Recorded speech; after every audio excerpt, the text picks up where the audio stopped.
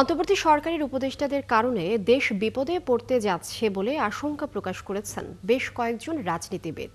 বৃহস্পতিবার এক সেমিনারে তারা বলেন, নিজেদের কাজে সফল হলেও উপদেষ্টারা রাজনৈতিকভাবে আনাড়ি। আর জুলাই সনদ বাস্তবায়নে ঐকমত্য কমিশনের সুপারিশের পর অনৈক্যের সৃষ্টি হয়েছে বলেও মনে করেন আলোচকরা। আরও জানাচ্ছেন ভাস্কর ভাদুরী। বর্তমান গণতান্ত্রিক পরিস্থিতি নিয়ে ঢাকার রিপোর্টার্স ইউনিটিতে আলোচনা সভার আয়োজন করে নাগরিক ঐক্য। এতে যোগ দেয় এনসিপি, গণসংহতি আন্দোলন, এবি পার্টি এবং গণ অধিকার পরিষদের নেতারা। আলোচনায় ঐকমত্য কমিশনের বিভিন্ন সিদ্ধান্তের সমালোচনা করেন নেতারা।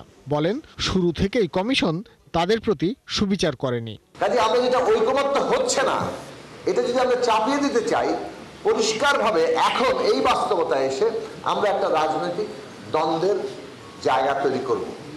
সেই দ্বন্দ্ব সংঘাতের রূপ নিতে পারে। যেখানে অভ্যুত্থান সরকার এবং আমাদের জুলাই সনদ সমস্ত কিছুকে ভেস্তে দেওয়ার জন্য যেখানে খুব সচেতনভাবে যেখানে অনেক শক্তি কাজ করছেন, সেখানে আগামী নির্বাচন কোনোভাবে যদি প্রলম্বিত হয়, সমস্যা হবে কয়েকটা।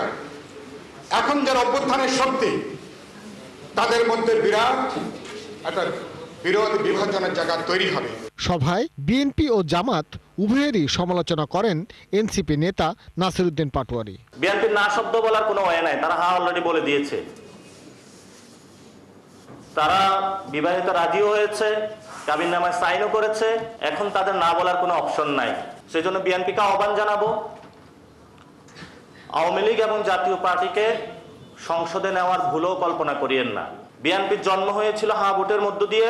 বিএনপি যদি না ভোটে স্টিক থাকে, বিএনপির হলো মৃত্যু হবে না ভোটের মধ্য দিয়ে। অন্তর্বর্তী সরকারের ভূমিকা নিয়েও কঠোর সমালোচনা করেন উপস্থিত নেতৃবৃন্দ।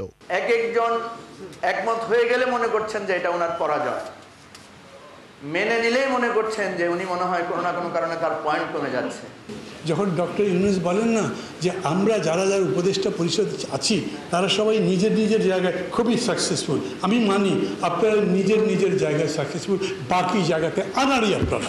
এই যে এত বড় সিদ্ধান্তটা দিলেন, সেই সিদ্ধান্ত নেবার সময়ও যারা যারা স্টেক হোল্ডার, যারা অংশী, যারা এতে আক্রান্ত হতে পারে, তাদের সঙ্গে কথাই যে বলেননি এটা কোন অ্যাটিচিউড, কি কারণে করছেন এগুলো, এবং এতে যে পুরো দেশকে একটা বিপদের মধ্যে ফেলে দিচ্ছেন, এটা না বোঝার মতো বোকার লোক তো আপনারা নন। প্রতিটি সিদ্ধান্তের ক্ষেত্রে অন্তর্বর্তী সরকার যদি কোনো বিশেষ দলের উপর নির্ভর করে, তাহলে পুরো দেশই বিপদে পড়বে বলেও শঙ্কা প্রকাশ করেন 9 দলের নেতারা। এই জন্যই আমি বলছি।